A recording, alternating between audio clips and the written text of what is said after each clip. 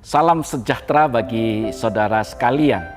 Jikalau saudara sering berpergian dengan pesawat, ada hal yang menarik perhatian, yaitu di landasan selalu ada satu kain kantong merah yang berfungsi untuk menunjukkan arah angin.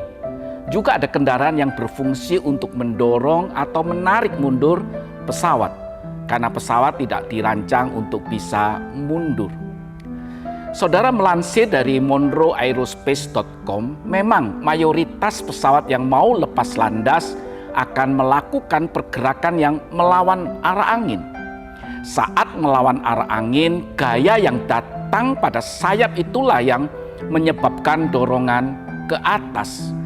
Dengan begitu pesawat bisa lepas landas dengan kecepatan rendah atau tanpa harus memacu dengan kencang karena ada bantuan angin yang mendorong sayap itu naik ke atas, dan angin itulah yang menyebabkan pesawat terbang dengan baik. Hal ini tentu sesuai dengan hukum Newton tentang gerak yang menyatakan bahwa setiap gaya pada satu benda akan menyebabkan gaya yang sama besarnya dalam arah yang berlawanan. Itulah sebabnya pesawat yang lepas landas akan menuju ke arah angin yang berlawanan dengan dirinya. Saudara dikasihi Tuhan Yesus, begitu juga ketika mendarat, maka dorongan angin yang berlawan itu sangat membantu pesawat tersebut untuk boleh mengurangi kecepatannya.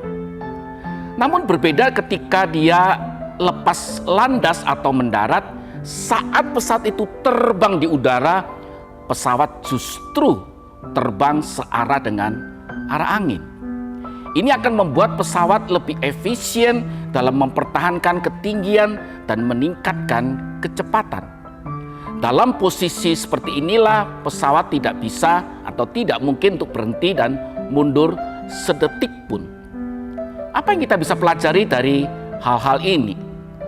Soal yang pertama, tidak semua hal yang menerjang hidup kita, yang melawan hidup kita, itu adalah hal yang buruk.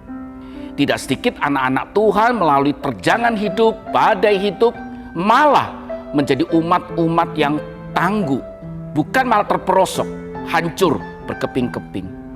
Setelah kita jadi teringat perkataan Paulus dalam 2 Korintus 12 ayat 9 mengatakan demikian. Ia tidak meminta duri dalam dagingnya itu untuk dicabut dan diangkat dari hidup dia. Tetapi dia meminta kepada Tuhan, mohon belas kasihan Tuhan untuk memberikan anugerah yang cukup dan kekuatan yang cukup untuk menghadapinya. Karena ia sadar justru dalam kelemahan dia, kuasa Tuhan itu makin sempurna. Yang kedua yang kita bisa pelajari sebagai anak-anak Allah, manusia tidak dirancang untuk kemudian mundur, putus asa. Sebab firman Tuhan yang sama dikatakan oleh Rasul Paulus dalam Filipi pasal 3 ayat 13 katakan, aku melupakan apa yang ada di belakangku dan mengarahkan diri kepada apa yang di hadapanku. Tuhan ingin saudara-saudara sekalian untuk selalu berarah kepada Tuhan, mengarahkan fokus hidupmu, tujuan hidupmu kepada Tuhan, bukan pada masa-masa yang lalu dalam hidupmu.